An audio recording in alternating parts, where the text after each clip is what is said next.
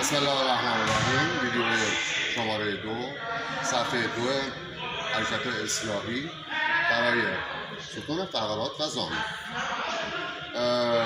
حرکت اولمون به صورت درازکش هست. دقت داشته باشید پا 90 درجه، پا اندازه 90 درجه جمع میشه، فاصله پاها اندازه پهنایشونه یه ذره بیشتر. کامل تکیه میدی به دست، وزنتون رو می‌ریزید روی دستتون، کامل زانوها رو به صورت مورب کامل از ناحیه کمر میتابونیم نزدیک به زمین. این حرکت باید کاملا با چرخش کمر و لگن انجام بشه.